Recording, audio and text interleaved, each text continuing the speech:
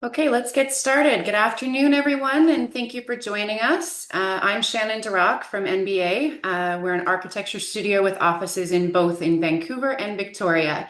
We're working across British Columbia, including here on the traditional territories of the Musqueam, Squamish, and Tsleil-Waututh nations.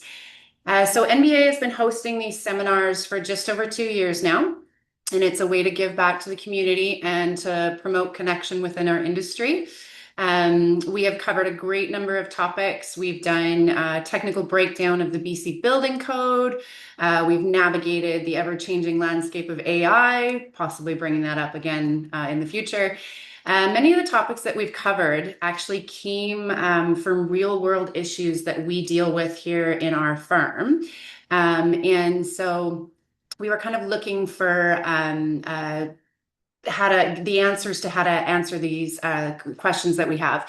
And so looking at that, we wanted to make sure that we let you guys know everybody else is probably experiencing the same things that we are in our firm. And that's why we share the information. So that said, we would really like it if we could hear from you guys what you want to hear. What challenges do you guys have happening in your own firms? What issues are coming up? What things do you guys want to learn more about? I believe that Teg will be sharing on the next slide. There's an email address for our just general email box here at NBA. Shoot me an email, give us some feedback. We would love to have that. And then we would also love to just who do you want to hear from? Who do you want to have speakers in and around? So there's the email right there on the screen. So if you guys could email me, that would be wonderful. So speaking of future seminars, we are going to be taking a break for the summer months and we'll be back in September for the fall series. If you want to go back one, we'll just talk about a few housekeeping items. So thank you for participating in the poll. We will be posting the AIBC accreditation link to the form. We'll be posting that at 12:30, and then again at the end. You must complete that form to get your AIBC learning credit. So just please watch the Q&A box for that.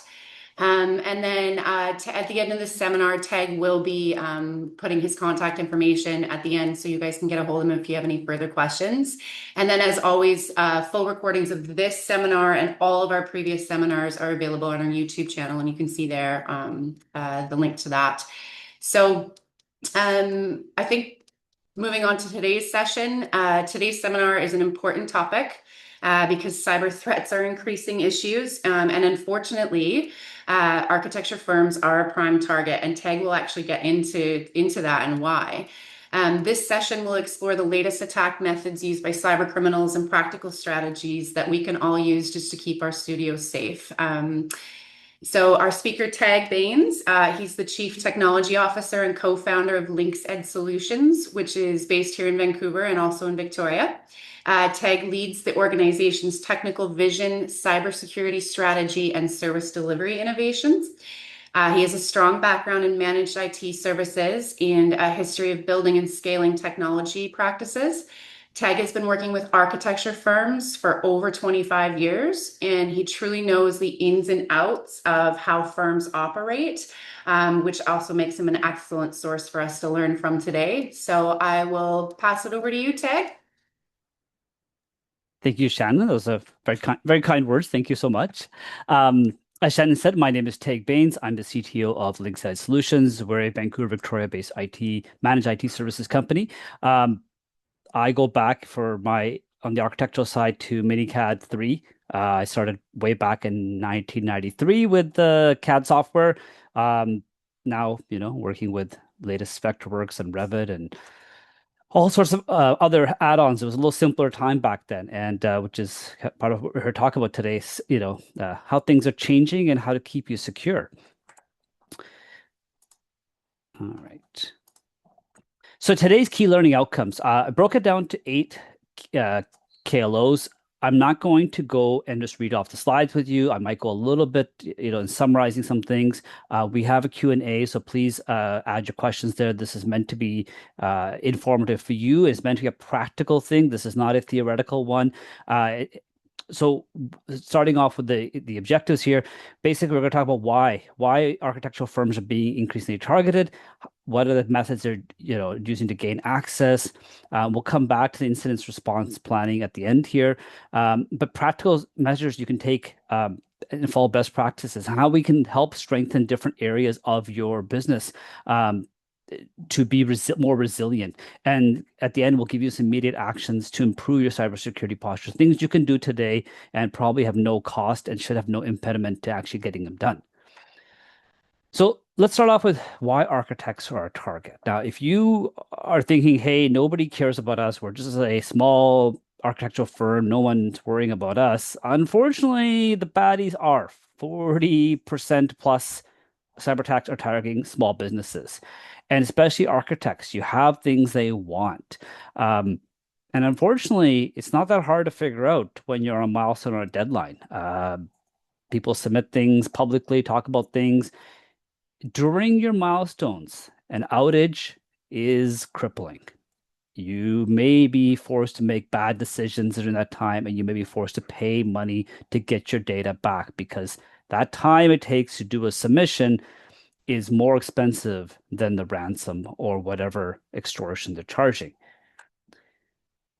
What do they want from you? You have high value intellectual property, your CAD and BIM files. If you watched Ocean's 11, the very first one, they break into the FEMA, vault to get the plans for the vault for Benedict. Those designs are sellable, as you can see in that movie. Yes, it's a movie, but your plans and designs and the BIM models, they're worth money to your customers. They're worth more money to your customers if they're taken ransom. So you spend years building it. That data is not public. So there can be challenges for just taking the data and holding it ransom. There could be challenges if that data gets out and the baddies sell it to other baddies to do something. So think if you're working with a hospital, does every part of the building model, get made public after the project, or is there some stuff they don't want to have in there? Other ones, client contracts and relationships. This is an area that the baddies know that you are trusted professionals. Your relationship with your clients and external collaborators, think consultants, electrical engineers, MEP, or even the governments. If they can get in and impersonate you, or they can get in and modify your files, it's a fast lane to attack others. You're always sharing files with consultants in and out. You might be using something like Autodesk BIM 360 or Forma Design, whatever it's called this month. And those files you're putting in every day, and someone is checking those files in and out. Let's say you had a Revit or a Python script that was, not the real version. It's adulterated. The other people could possibly get that same adulterated file, and now they execute it because it came from you. You're a trusted person. They trusted your code, and now they're running it. Going back to the no one will attack us. So unfortunately, because of my involvement with architectural practice over the last several decades, I know that cybersecurity insurance, most firms don't have it. And so this is a problem. You don't think you're getting attacked. You're good people. You trust other people. Hey, we have a vision. We want to make a change for the world. You didn't become an architect because you were looking to be a multi-trillionaire. You became an architect because you wanted to do something and make a positive effect in the world. But that also means your IT budgets may not have enough cybersecurity spent. The other one is you might get pushback. Some cybersecurity changes require, hey, maybe you're not running as a local administrator. Some staff might push back on this. And how do you work with that? The baddies unfortunately know this. So this makes you a valuable target. So let's talk about some of those target attacks. Here's 4 methods we're going to focus on today: ransomware, phishing, exploits without authentication, and lapses in cybersecurity hygiene. Everybody's heard of the first 2. The last 2 is a little bit more nuanced, so we'll go into those. So ransomware, we have 2 buckets. We have the ones in known ransomware. You hear about it in the news, paper, and you may or may not read up the name of it, like Black Basta or Black Cat or all these different ones. And then the other ones, the 0-day ones. Though we'll talk more about what the difference between these are. Known ransomware typically it's exploiting something that we know how to fix. We know how to close those security holes. They're getting in, we can prevent them. They're plannable. We can reduce your risk. Not saying you have no risk if you take action to prevent these, but like everything else these days, we try to work with the best data we have. So if you're using a human analogy, we have a vaccination schedule. It doesn't mean you're not going to get whatever you were vaccinated against, but there is a schedule to reduce that risk, and there's data based on that. So this is a similar idea with ransomware. The other one is 0 day. So 0 day means that nobody publicly knows there's a way to infect or hurt an organization. So perhaps there's a 0 day in Microsoft Windows or iPhone.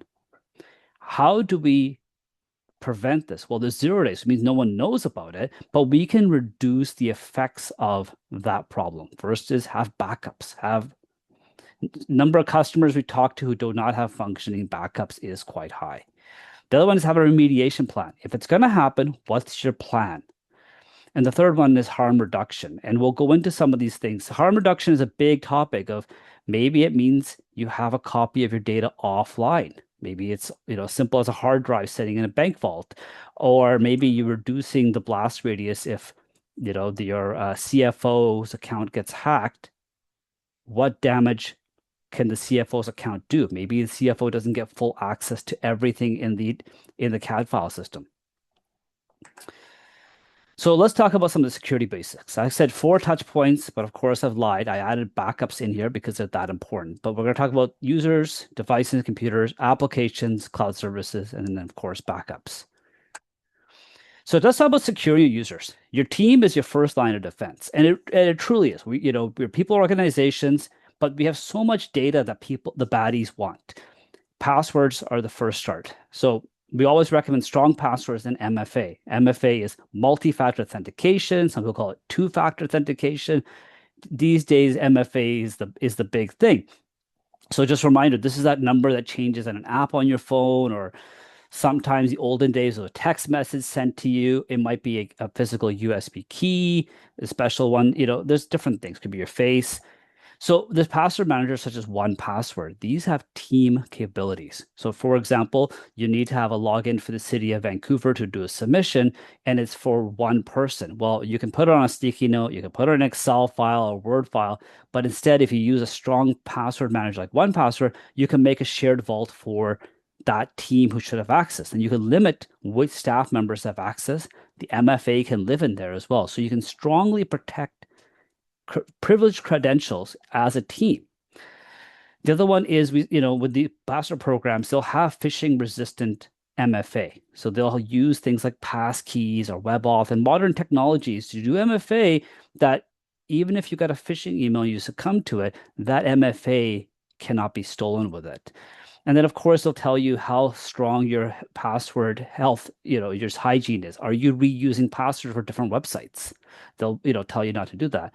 Then, of course, we also talk about things like single sign-on and user log audits. This is a little higher thing, but we always recommend if you can do single sign-on through your Microsoft 365 or Google, whatever, then you can have strong security for that login, and that login will work on your other sites. So, for example, your Adobe login, it's the same as your Microsoft login. You're not sharing passwords. They're trusting each other with a security system, and your IT team has set that to be logged so that we know who logged in from where. So I mentioned phishing before. There's a controversial area. Some people don't like doing phishing awareness training, but this is one of those things that if you do the training, you'll learn things like verify the sender before clicking links.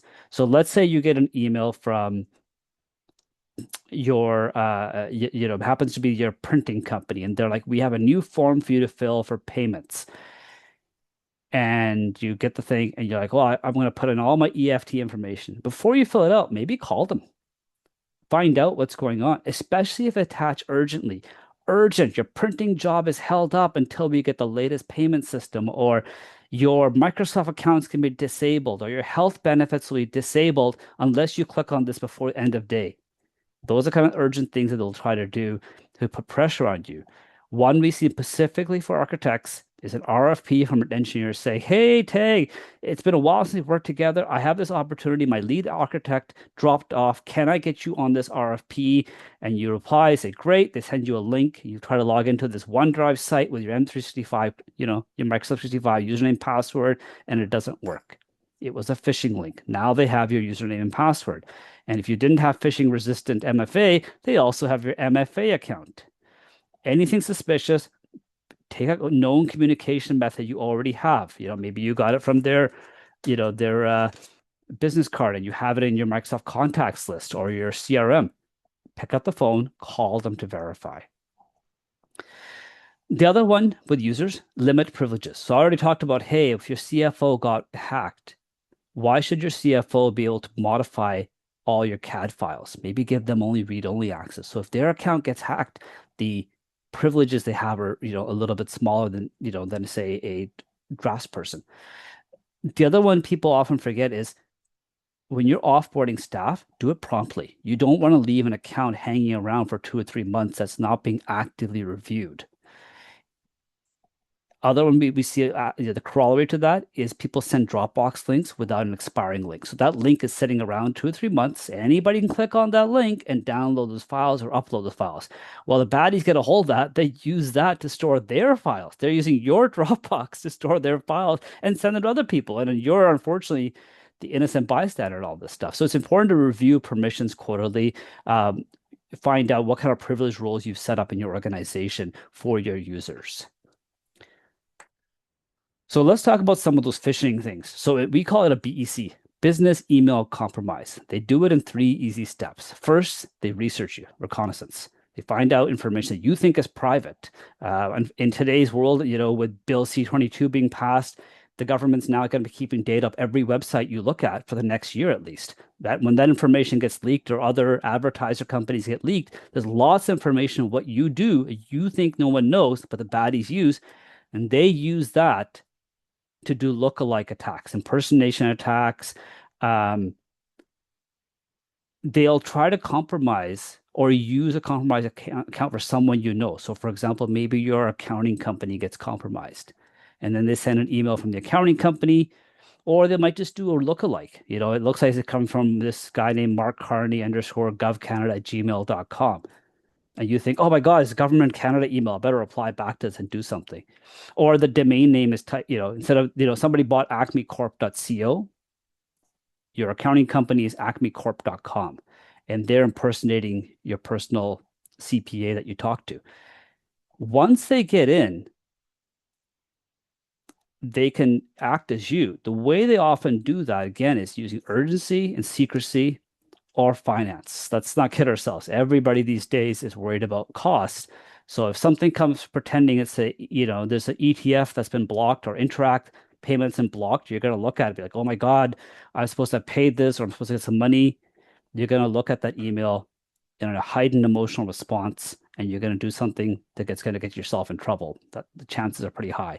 Same with those RFPs from the consultants or clients.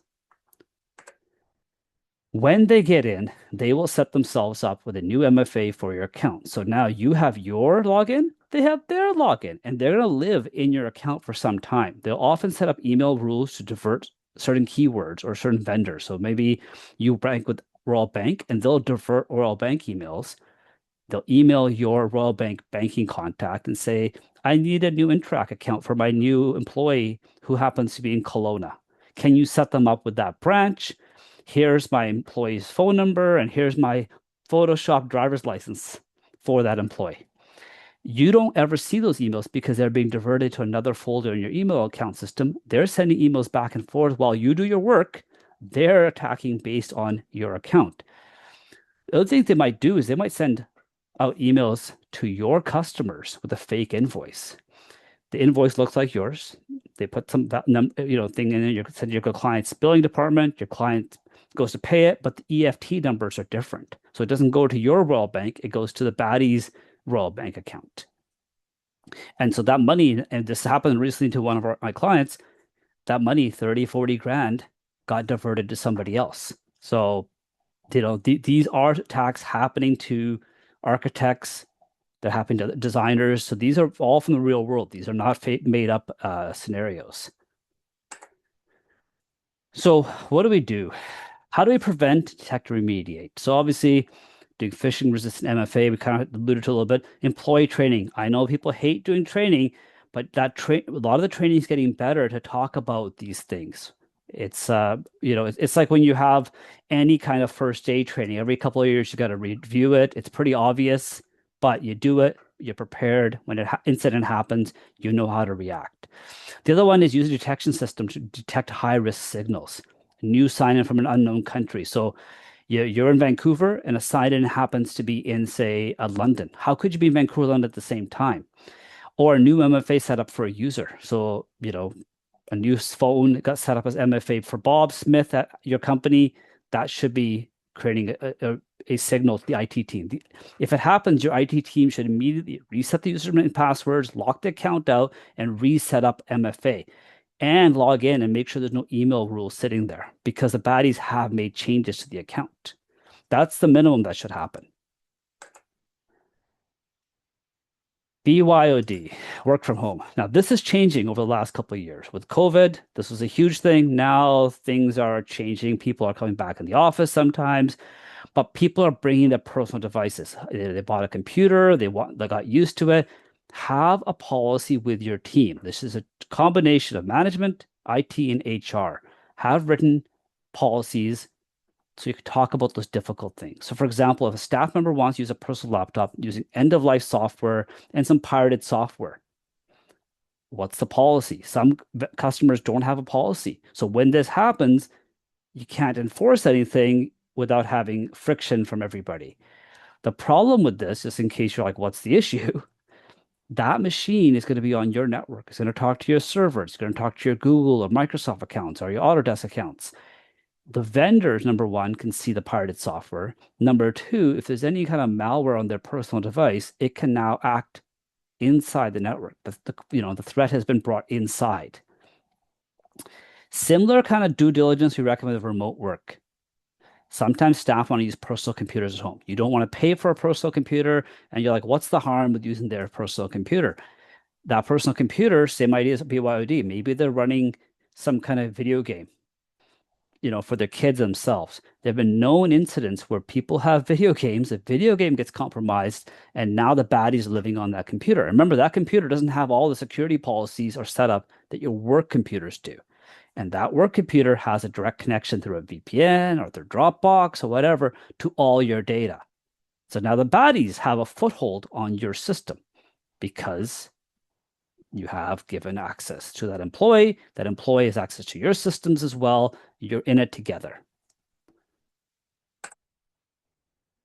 Okay, let's move to computers now. We talked about them. I hinted them a second ago. This one's an easy one. Keep your current operating system current. You're running Windows 11 latest version, run the latest version of Mac OS or iOS on your iPads.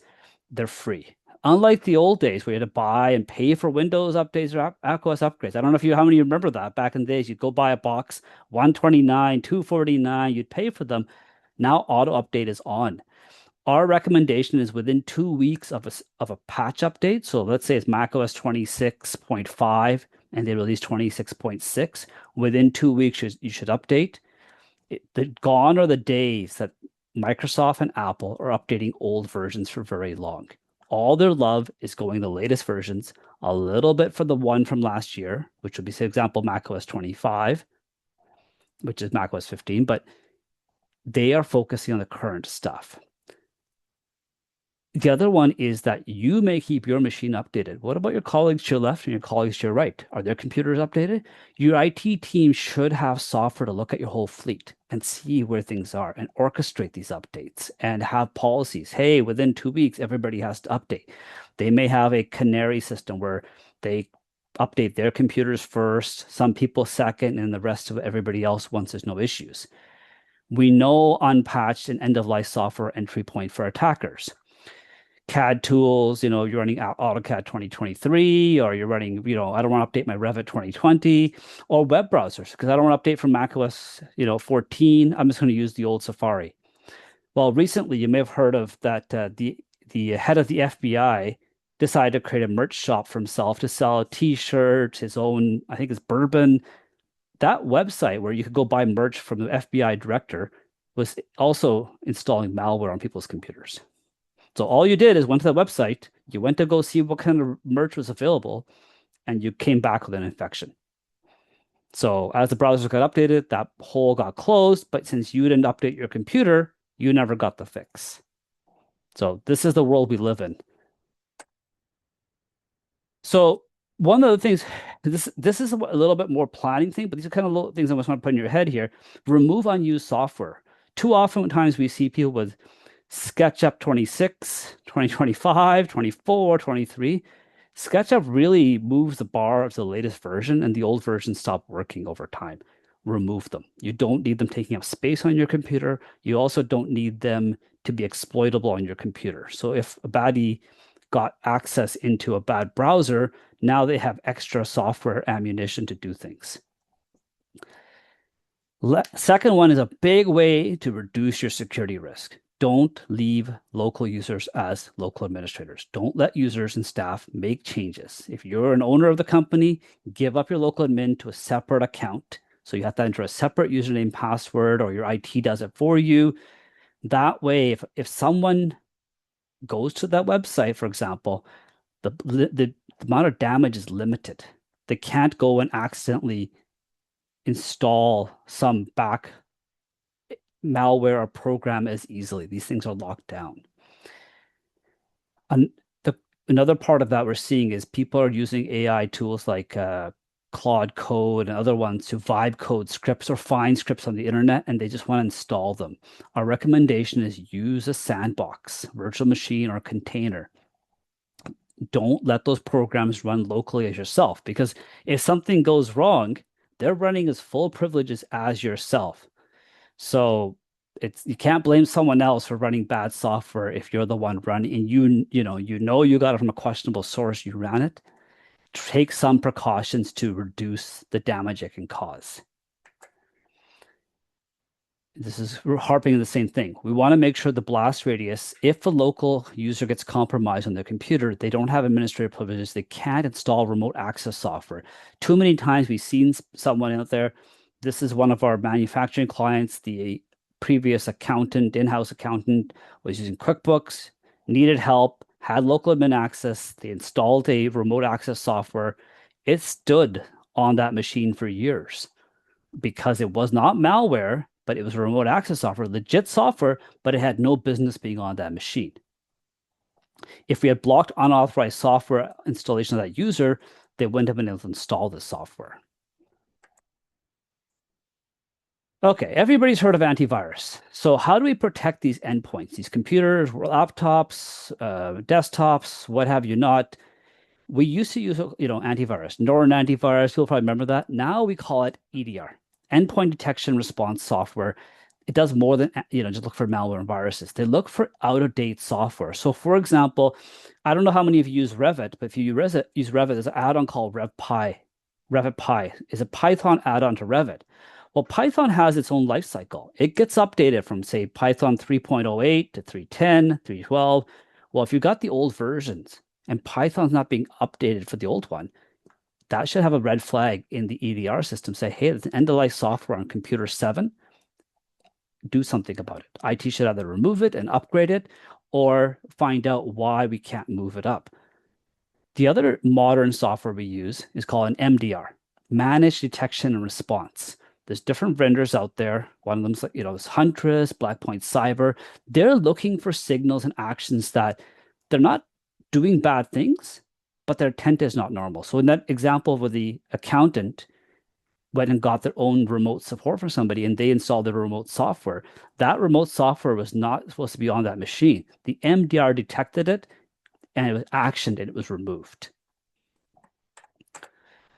So in a modern world, if you get cybersecurity insurance, they're going to ask you, who's your MDR provider and who's your SOC, the SOC, the Security Operations Center. They work with your team. They're usually outsourced, running 24/7.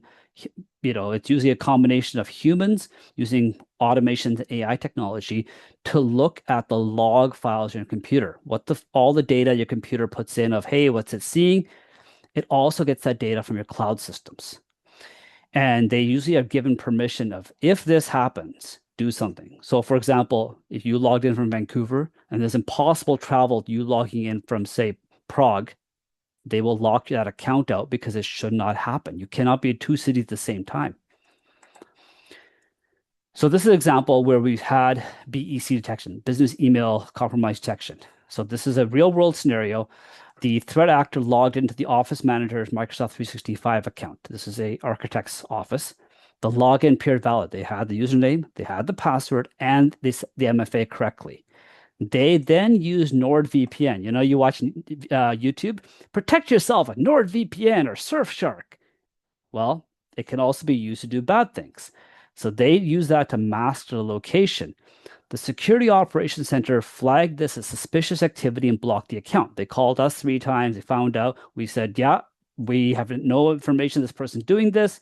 We contacted the user. The user was completely unaware their account was compromised. We blocked this. By the time the user came in the office, the account was remediated. So because we had a good relation with the customer, we could call them on their cell phone out of band. We knew who they were, and we prevented a problem. So this tripped that protection before the user was even aware. There was no angry phone calls from people saying, hey, I got an RFP from your account. Why are you trying to scam me? The reputation was not solid. They didn't send thousands of emails out. This prevented that. Going back to that CFO who was compromised, this is how it played out. 5 o'clock, we were deploying the software because this was a net new install. We put the MDR software. By 6 o'clock, the SOC called me on the IT emergency line. I was like, oh, I'm going to finish my day, go eat dinner. I didn't get dinner in time. The CFO's account had the fake QuickBooks payroll helper. That's how they put that on there. The SOC removed the bad software. They took the computer off the internet. I had one of our teammates go on site with a new computer, because we had a spare, and put it up in that office. The old computer was reformatted, and the problem was gone. The key thing is that payroll software was not detected by any of the antivirus programs. So people like, I have a Mac, it doesn't get viruses. I have Windows 10 or 11, it has Windows Defender. This stuff doesn't get caught by it. So if I haven't scared you enough, let's talk about the area that some of the areas that we talk about with keeping your software updated here. So we talked about endpoint protection, we talked MDR. How do we keep architectural firms and design firms up to date? So one of the problems is talk to your IT team about life cycles. I feel you don't need more than 2 versions of any software, but you might feel differently. So for example, if you're running Vectorworks 2026, maybe you want to skip every 2 years. So you go 2024 and 2026. So you're going to skip 2027. When 2028 comes out, you do your testing, and then eventually you'll drop 24 so that you have 2 versions. They're usually in support for that long, and you stay safe. If you're like, I don't want to upgrade my software, I don't want to convert my files, you're going to be using an old version of that CAD software. But if you've been reading a lot of the updates, the CAD software is not just a standalone piece of program. There's a lot of add-ons to it. The other ones we run into badly, this usually has a serious conversation. People are running pirated software. We've had people use, for example, SolidWorks. They pirate it on their home machine. They VPN to the office. Dassault, the people who make it, they also make fighter jets. They phoned my client and said, we're sending you a bill. It looks like the last 3 months you've been using a pirated version. He's like, I'm not using it. They're like, it's coming from your office's IP address. And so he had to pay for his employees in pirated software. So it doesn't really save money. A lot of bad stuff comes with pirated applications. We've also had SketchUp go after one of our clients for 10 years of using SketchUp Make and Free. They're like, that wasn't against the license agreement. If you don't go with our settlement offer, we're going to take you to court and sue you. There are companies, all they do is they buy the data of every time you open a program, that calling home feature, and see if you're compliant with the licenses. They sell it to other companies, and those other companies have legal teeth to come after you. The last one is QuickBooks Desktop. This is end-of-life software. I know some bookkeepers do not want to get rid of the version of QuickBooks running on Windows. They don't want to go to the web version, but the program is end of life. You have to plan to get rid of this. And this is specifically, we see a lot in the CAD software market. So engineers, architects, designers, landscape architects, because they have people used to how they do their invoices. They don't want to take a chance to redo the invoice format. So gonna move on here. This is one we're seeing a lot more here, integration applications. So a lot of people use Microsoft 365. A lot of people have been playing with, automatic meeting summary systems, Read AI, Otter AI. There's so many for meeting recaps. But what happens is, in order for those applications to automatically get the meeting information to do the AI summaries, they want to plug into your Microsoft 365 system. So by default, Microsoft lets users do this. Most IT professionals block this and say, sorry, no, we need to approve it. And so users may say, go ahead and approve this. The problem with this is a standing trust between your company and whatever this add-on is. We have had an incident at a landscape architect firm where Read AI was attending sensitive meetings, and the person who set it up was not attending them. This created a incident with a senior partner in no certain terms told a junior partner to get rid of this thing or else. So unfortunately, this was one of those persnickety things. There was a Microsoft Teams plugin on their computer, the Microsoft 365 backend, and then there was a rule they had set up. So it took a while to get rid of it. Our suggestion is, before you do these things, talk to your IT team to say, this is a vendor we want to have a long-term relationship with. Here is the thing we want to do. We want to trust this one. Vet that vendor. Try to stick to one or two in each category. We've seen companies say, I want to have 7 different AI tools to do the same thing. It might not be sane to do that because these companies have two-way access. Speaking of automation integration, so I brought up PyRevit before. So you go to get PyRevit from the website. I went to look at Revit Python docs, for example. The code hasn't been updated for 2 years. If one of my clients says, Teg, I want to install it, I'd be like, that's great. Make sure you verify the code. Because I don't have any method to contact this person who's volunteering writing this code. Similar problem happens with AI generated code. Someone downloads and pays for Claude code. They're getting write some code here and they want to put it and deploy it. Unfortunately, when we have a conversation of A, did you verify the code and read it? And B, did you make sure the dependencies, things that code needs, are up to date? We've had in the last 2 months, people write code and they want to go to production that they cannot read themselves. And someone who can read some of the code, but it was using a 9-year out-of-date software dependency that they wanted to put it in production.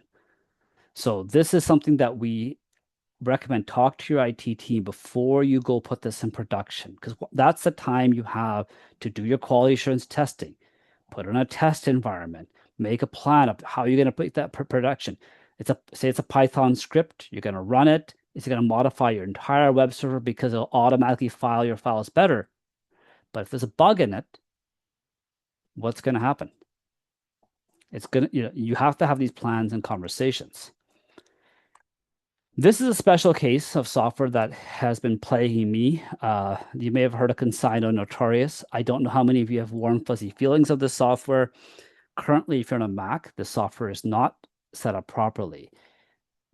Apple has a lot of security features. One of them is that each application has to be notarized. So it basically means the vendor writes a software, submits it to Apple. Apple basically says this code is good. If anyone changes it, it comes across and has this kind of dialog box. This vendor does not want to play ball and refuses to do this. So we talk to the vendor and the vendor says there's no problems. Just ask your IT to bypass the built-in security in macOS to make your staff happy. So now you'd have software, which ironically is designed to notarize your CAD files, your PDFs. You're supposed to use unnotarized version of the software because the vendor doesn't want to play ball by the proper security systems here. So this is an area that if you do this and the malware gets in and tricks you from downloading it because you thought you went to the Consigno website, but it's a fake Consigno website, you wouldn't be able to tell which is the real Consigno or the fake Consigno. So that's a cybersecurity risk that can really cause a lot of problems down the road because they would have your, login with Notorious and they're able to sign PDFs on your behalf. And they're the bad guys. This is the one we're getting a lot of calls. I misspelled Claude here. I apologize. Claude co-work agents, Claude code. People want to be able to say, I want to write my own software. I'm going to tell the AI agent what to do, and then I want it to be in production for my staff. This should hopefully give people pause to say, if we do this and the employee who did this leaves, who's going to maintain it? Or the employee runs into problems that they don't know how to deal with, who's going to deal with it? The old joke of the call is coming from inside, because when you call that support number, i.e., your own main number, you are on the hook to deal with these problems. Hopefully, you can go back to pen and paper or Excel or whatever you were doing before. But if it becomes something line of business and it fails down the road because, let's say, Apple did an security update, this will be a problem. The other one we're seeing with co-work, people are like, hey, I want AI to manage my email. I want it to be able to modify the files on my computer. We're not ready yet. When you allow things like Claude Desktop or whatever it is to run on your computer, they're running as you and they have full access to everything. So if something goes wrong, it will go wrong as you. So if you remember that movie with Jim Carrey where Bruce Almighty, when he selects all the emails and says yes to everybody, this can do that on that behalf. It can send messages to people on your behalf. They don't know if it was you saying, yes, let's meet at 10:30 tomorrow, or it was the AI. And if it went off and said 7 people, let's meet at 10:30 tomorrow, well, you're going to meet 7 people at 10:30 tomorrow. We don't have the sandboxing for this technology. It's coming, probably 6 to 12 months. Microsoft's working on it, Apple's working on it, but none of it's in release yet. So let's talk about cloud services. Everyone uses it pretty much. We use Autodesk, BIM 360, Dropbox, all these things. One of the big things is we like to share data with people. We highly recommend do not use public anonymous links to sensitive files. So if you have a contract you want to share with someone to review or confidential files, make sure you invite them with their their email address, so it's in a guest account in your system, so you can control their access versus sending an anonymous link. People love anonymous links; they're easy, but once they get out there and if they forward it to someone else, everyone has that file. The other one is make sure you have admin control. So whatever platform you choose, so let's say you choose to use Dropbox, make sure it can have proper application permissions and monitoring, because nothing makes it more difficult to help a customer if they're like, I went with a system, everybody logs in the same username and password, and we have no idea who deleted those files. Or, hey, did someone break into our system, but we don't have any logging. We didn't pay for that feature. Other one is sometimes we see customers put every file in one bucket.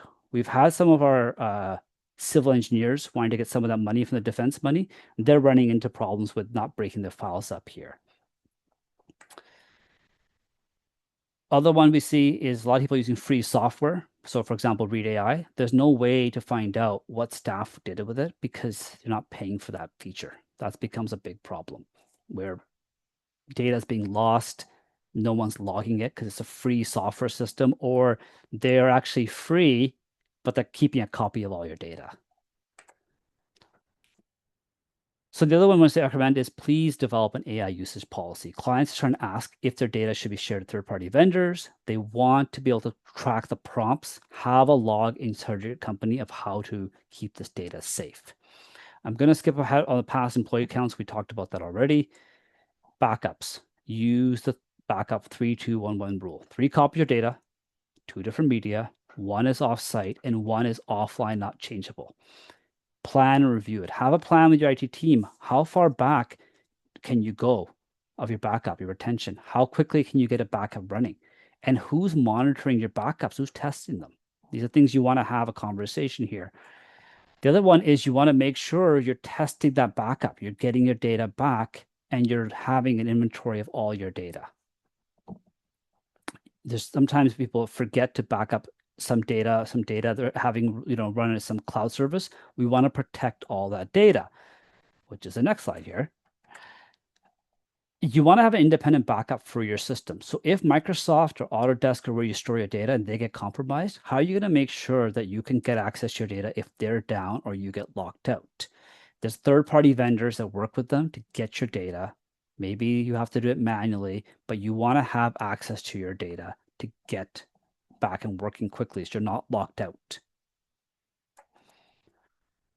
So this is summarizing here. You want to make sure that your backups are really trustworthy, that the baddies can't log in and impersonate your IT team and delete them. People calling say, we're in a situation, can you help? And this is one of the first questions we asked is, where are your backups? Are they online or are they offline? And we have those conversations with people. So we talked about this at the beginning, incident response plan. So let's say you're never going to have an issue. You should have a plan to go through these kind of incidents. Major ones are ransomware, loss of data, and active exploitation. The baddies are on your system right now. Here is the simple takeaway for the incident response plan. First thing you need is you need management to buy into the plan. There's no point having a plan if management won't use it. Go in there, list all your identified critical assets in your company. Find out what the most likely scenario would happen for your company. So, for example, if you're worried about, national security threat actors from China breaking in versus being cybersecurity phished. The other one is make sure your backups are working and you have proper patching policies and hardware in there. Biggest one we can tell people is have a communication plan and who will be doing it, because it cannot be just IT doing the incident response plan. Because when you're going to go test it, you have to have all the stakeholders there. So that means HR, the communication department, who's your BIM captain. There's lots of people involved. Have them all be part of the incident response plan system. Now, this is my fun part here. These are 6 takeaways I want you to look at and just add to your arsenal of things you can do this week to protect you and your firm. Make sure MFA is on all your email and cloud accounts. Yes, if it's been nagging you to do it, just do it. Same with the pending software. You always, if you're like a lot of my family, they always ignore the software updates. Please run those software updates. Plan a time that you have 15, 20 minutes. You're not under a deadline so that when you run the updates, they're not a big deal to have that downtime. The other one is work with your team to have a password manager. Maybe your team already has it and you weren't included. This happens quite often. Get a password manager going. Number 4, review the cloud sharing permissions on active projects. Make sure you're not having a consultant that you let go, that you're not working with, or an ex-employee. This happens all the time. Someone's been let go. Shouldn't be having access. Someone forgot to remove them. This is a big one. Ask when your last data restore was done. If IT runs your backups, ask them when the restore was done. If the answer is we don't do that, set up a date to set that up. That's an easy one to do. And the last one is review the software lifecycle plan. So as I was talking about the CAD software, plan when you're going to sunset old versions of Revit, Autodesk software, or SketchUp, Vectors, whatever you're using. Make a plan so that everybody's on the same page. You're not having 7 different versions in the company because you didn't make a plan. So I know it's a mouthful. That was a fair bit of stuff. This is our company. I put a QR code. I know the cybersecurity thing about QR code, but internet. That's our website, lynxedge.com. If you want to keep the conversation going, please email info@lynxedge.com and just say, hey, I was talking to Teg during the webinar here, or feel free to add questions in the Q&A here. I think we have a couple in the pipeline here, but I'm going to stop talking for now. So, thank you so much, Teg. I am terrified and I have notes, and you have a meeting request coming from me Yes. shortly. Yes, I'm looking forward to that. Also, I made a note here with an asterisk that says, stop ignoring my updates. So I can appreciate that. So we do have a couple of questions. I'll go through those. And then actually, I've got a couple of questions that I sort of wrote down. So the first one, Mark says here, any guidance on backing up your Gmail? Yeah, for sure. So if you're using the Gmail workspace, the Google Workspace. There's several products out there. We use Keep It ourselves. There's Veeam. They're both top tier products. They will typically back up at least twice a day, and they'll back up cloud to cloud, so you don't have to have a server sitting in your office. And you can typically choose your retention policy. Most people usually choose 3 months, and you typically want to back up everything. They'll also back up your Google Drive. So your calendar contacts, your email, your files, that stuff is backed up. So if you get broken into and locked out, at least you have a way to get your access right away. Or if they go down, it's hard to believe that Google could go down, but Amazon, Google, Microsoft have all gone down this year. Mhm. So I've got another question. Priya said, how should firms balance cybersecurity controls with the need for rapid collaboration across architects, engineers, consultants, and clients? Mm. So typically we recommend doing a policy where you trust each other. So, for example, in the Microsoft world, you can do a B2B. So your company trusts the other company, so their users and your users know about each other. So then you can make a shared workspace or Teams environment where you trust each other and you know that's the real Teg from Acme Corporation. That's one way to do it. The other one is if you're using software specifically designed for collaboration. I hate saying this, Autodesk Forma, the document cloud. That's what they push. It's not cheap, but that's is a industry standard. Okay. Is it a good idea we change the internal code access every month? Internal code access, like if you're talking about your Wi-Fi network and things like that, um, be a little bit difficult because we typically recommend for staff computers use a username password, have single sign-on the Wi-Fi as well. Um, Typically, we try to use one-time passwords with your MFA to secure those kind of things. It's a little bit so that way every time you connect, the code is changing. Okay. Shima, if that answered your questions, great. If not, just you can ask a follow-up and I'll make sure we get to it. So, um, Robert asks, what's your advice on how and if to respond to one receives a ransom threat? Okay, so this is my personal view. This is not the professional view for everybody. We in Outlook, we click on the message, report message is phishing, and we block them. The reason we do that is we have the assurance that our systems are already following the best cybersecurity practices. You have backups that are, safe. Everybody's accounts are safe. You don't respond with them because they're looking for you to engage with them. Um, an attack that's happening to one of our public customers is they're making a fake you've one of your employees is like some terrorist related thing. This is embarrassing. We've emailed you twice. Why are you not engaging with us? I spoke to their CEO. We've blocked that address as phishing and an extortion attempt. And of course, they're using a free Gmail account, so we can't trace it back. So we typically say don't engage with the baddies. You're just inviting danger. So I actually wrote down a couple questions. You talk a little bit about access control plans. Um, how does one where's a good place to start to make an access control plan? Typically, I would say is look at your departments and how you should, collaborate. It might be simple as look at how you structure things. Do you have one project folder with everything to do with the project, or are you doing that with saying, hey, we have the CAD folder, everything to do with that CAD, files, and contracts are another location. So if you can segregate them into operation of the company, that might be a good way to break that security nightmare of, hey, they breached one area, they breached everything, and keep them separate. It takes work and collaboration to set that up, but it is doable and it is being required by the federal government if you're doing civil engineering work for or architectural work for those contracts. Mm. So they'll take there. Making more notes as we go here. Um, do you have any tips for helping to kind of create that team buy-in, that management buy-in that you talked about is really important?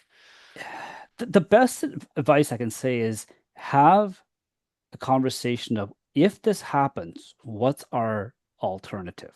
If you're not going to spend the money on proper backups, you're not going to spend the money on monitoring, who's going to do that work? I joke around, like, I really wish I had managed IT services for my gutters and my plumbing because I hate cleaning the drains all the time in the shower and the gutters. And so what happens? They don't get done. Someone has to do it. And so you have to figure out what things can you skimp on and what things you recognize that you're not spending money on that you do have to have an arrangement of some sort. Mm, okay. And yeah. Chris said, how are firms dealing with the dramatic increase of computer hardware pricing over the Uh, past year? so I asked the HP rep yesterday, the Microsoft rep, the Intel rep, and they said Q2 of this year is going to get worse.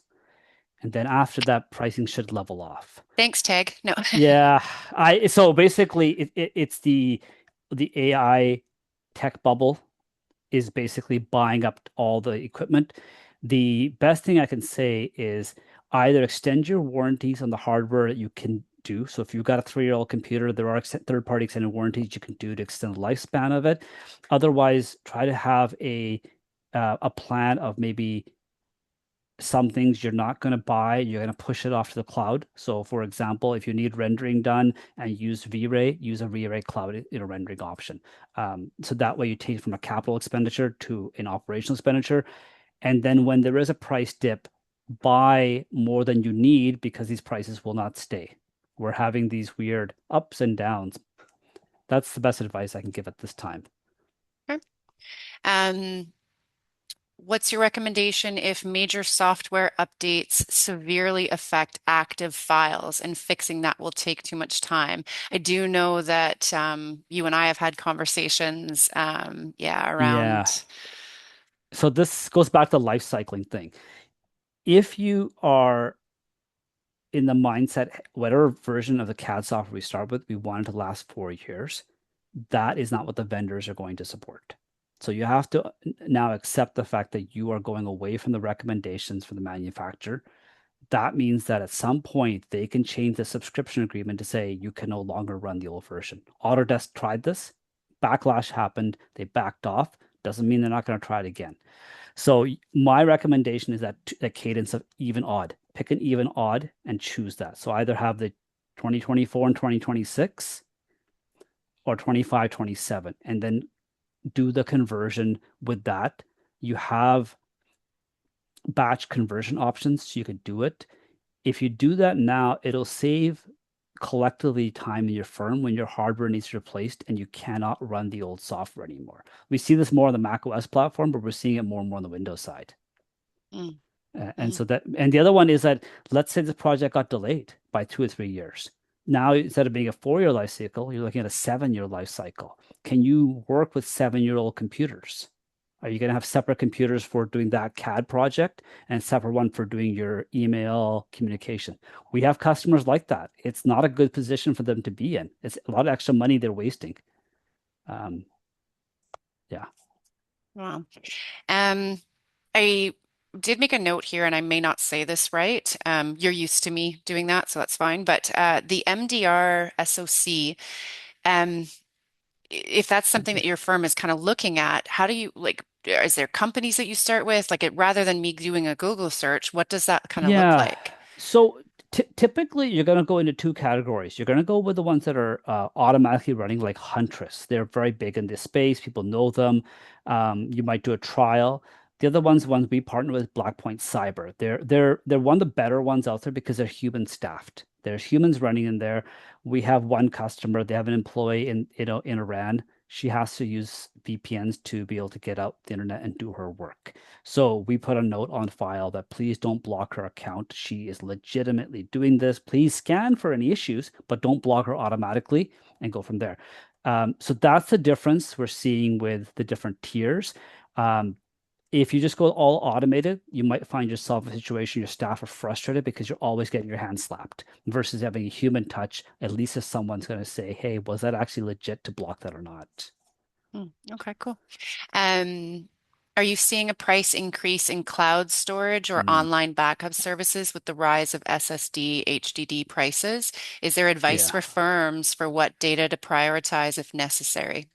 So for many decades, we've always recommended breaking your data into three sets: active projects, inactive projects, and archive projects. Active is obvious what you're working on, it's paying the bills today. Inactive projects that have been put on permanently hold or you're done with it, but you want to have quickly look up, hey, what was the design standard we used there, or some symbols I can steal. Archive projects are the ones that you don't need. You maybe did them 10 years ago.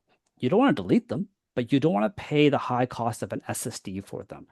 Those we often to put it in um, a lower tier storage system, like a lower cost hard drive, or a slower cloud. So not Microsoft, not Amazon. They're going to be smaller providers like Backblaze, Wasabi, smaller companies. And that's how we can help you save money. Or if you're using Amazon or Microsoft, the Glacier tier storage. So by breaking your data up, you put the money to the right place. Put the most money in what you're doing today because it's fast. You get your data like that, and you put the slower stuff in the cheaper storage. Yes, you pay more to pull it out of the Glacier storage, but you're not doing it regularly. But you know it's still protected. It's not sitting on a hard drive at Bob's desk, you know. Uh, yeah, that's the And Nicole asked something very similar, just that how do we find a balance between and protection in terms of IT? I mean, yeah. Big part of it is scope your have a scope of work. You can't touch everything. You can't use every IT thing because it's shiny. Focus what deliveries you want to get done and which ones you're doing that need automation. So for example, if you got the staff know-how in using Vectorworks, make design standards that you can have, the name, title block, and have this is our standard symbol for this. That might be a good way to do that versus, hey, we're gonna go and pay someone to write an automation that does something like that. You got to find that balance in there for each company. Try to optimize things that take a lot of time you're doing often. okay. I think that we're kind of getting just past the 1 o'clock mark here. So just a couple of reminders for everyone. In the Q&A in the answered section, there's a couple of times we've posted that URL for the form that you need to fill out for your learning credit. Please make sure that you get a chance to do that. The other thing, feel free to email contact Teg if you guys have questions. And I know that this is a really in-depth topic, and for some of us, it's not the easiest to necessarily prioritize and understand where to start. And thank you so much for that slide that says, the 6 easy things you can start with. But just a reminder that this is recorded, so I would maybe recommend going back once it's posted. We'll let you know, and just watching it again and kind of picking the things that you guys can do to just kind of start getting going on this path. So I think that we're all set here. Thank you so much, Tag. Really, really appreciate the time that you spent putting into this. Well, thank you so much, and thank you so much for your time for attending. And like I said, any questions, comments, feel free to send me an email. And even if you want to loop your IT team in, we're happy to have a chat and discuss things. Perfect. Okay. All right. Thanks, everybody. We'll see you in September. Have an awesome summer.